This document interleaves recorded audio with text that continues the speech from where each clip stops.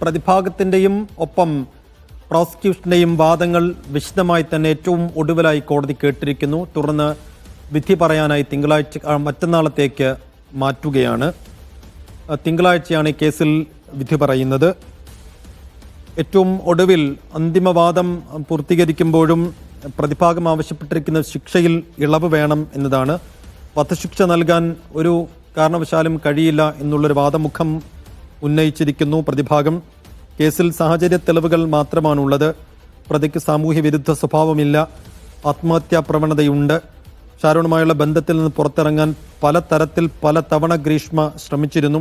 Sajid smell തുടരുന്നുണ്ട്. സാജിദ്, ഇന്നിപ്പോൾ പ്രതിഭാഗം മുന്നോട്ട് വെച്ച വാദമുഖങ്ങളിൽ പ്രധാനപ്പെട്ടതൊന്ന് ഗ്രീഷ്മയ്ക്ക് ആത്മഹത്യാ പ്രവണതയുണ്ട് എന്നുള്ളതാണ്.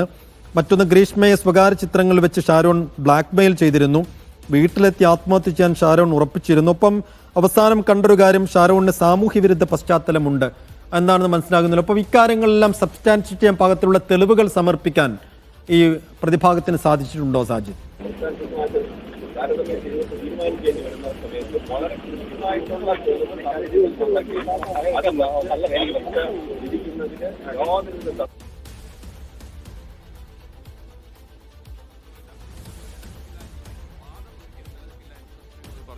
കേൾക്കാമോ സൈഫ്?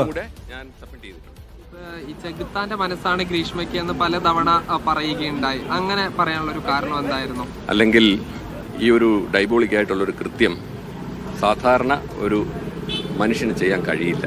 അത്രയധികം കൃത്യമായിട്ടും പ്ലാൻ ചെയ്ത് ആ വിശ്വാസം ജനിപ്പിക്കുന്നതിലേക്ക് താലി കെട്ടിച്ച ശേഷം പല സ്ഥലങ്ങളിലേക്ക് അവർ ഒരുമിച്ച് പോയി സെക്സ് ചെയ്ത് അത് അവർ അതിനകത്ത് തന്നെ സമ്മതിച്ച കാര്യമാണ്.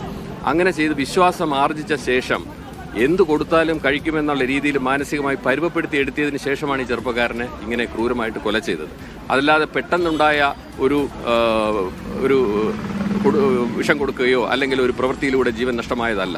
എത്രയോ മാസങ്ങളുടെ, കൃത്യമായി പറഞ്ഞാൽ അതിലേക്ക് വേണ്ടി 4 മാസങ്ങൾ വ്യക്തമായിട്ട് ഗ്രീഷ്മ പ്ലാൻ ചെയ്ത് നടത്തിയ ഒരു മർഡറാണ്. അതുകൊണ്ടാണ് തീർച്ചയായിട്ടും അങ്ങനെയുള്ള ഒരു മനസ്സിനുടമയെന്ന് വാദിച്ചത്.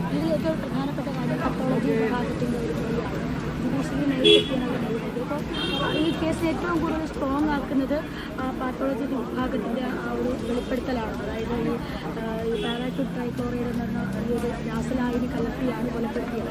അപ്പോൾ അത് അത്രയും സ്ട്രോങ്ങസ്റ്റ് ആണ്.